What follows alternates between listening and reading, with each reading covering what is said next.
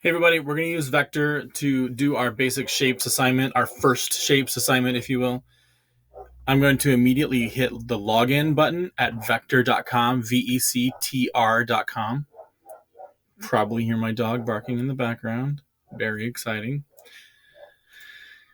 And when I go to login, then it will give me the options, just like you're used to all year long, to use our Google account for our sign-in. It's the easiest way to get our account set up and to get right into Vectr and start saving things, because we're going to be using it no matter where we are, whether we're on a Chromebook or any other computers. So go ahead and sign in. It will ask you to pick a username. I already have one, so it will take me to my assignment. I'm going to hit on the dashboard. Obviously, I have examples that I've already made, but I'm going to hit Create File.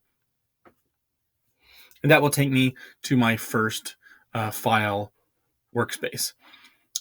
As you can see, move this over here on the left, we have the layers palette, which as we make things, you'll see those show up, and then the pages palette, and where we can add pages or change the size. We're not going to do that right now. We're just going to leave it like it is. Right here is our toolbar. Right here is our workspace or our canvas. And then over here are options and then file options. What we're going to make is a set of 6 shapes using Vectr without borders, all different colors. We're going to use these tools. First, I'm going to select rectangle. I'm going to draw a rectangle and then let go. And then I want to change the border over here. As soon as you make a shape, you'll see these options all show up.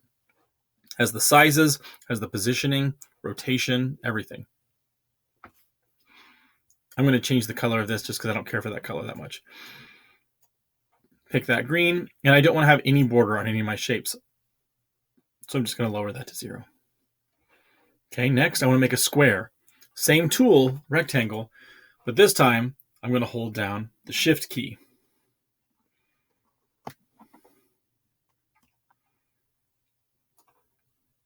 And as I hold down Shift, it makes a perfect circle, perfect square.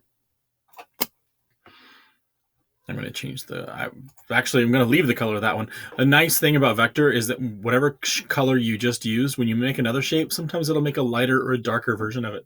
Kind of cool. Next, I'm going to do a rounded rectangle. So select the rounded rectangle tool. And then as you move your cursor here, it's kind of cool. It highlights it and says, hey, this lines up right here. And then as I drag my cursor to make my rounded rectangle, you'll see it'll kind of snap and say, hey, this lines up over here. So you get a nice clean alignment. I don't want to have green. I want all my shapes to be different colors. So I'm going to choose maybe this kind of color. Next, you're going to do the same thing you did here, but with a rounded square. Watch the cursor. As I hover over here, pretty cool, it says, hey, this lines up perfectly. Now I'm going to hold down Shift, drag, and I have a perfect square. The last shapes that I'm going to make are using the ellipse tool. That's just an oval. I'm going to hover over till I line up over here, start dragging until I line up on the right. And I want to change that color. Let's choose like a purple color. And then last one, same thing with ellipse. And just like the others, I'm going to hold down Shift, and that will make me a perfect circle. This might look a little wonky, might not be that well lined up, but I don't really care. This is really just for me to see that you know how to make shapes using Vectr and export the file. One thing that we need to do, though, is change the name of it. Up here in the file options, you have file settings. If I click that button, you'll see I need to give it a name. Right now, it's just called untitled. I'm going to call it first_shape.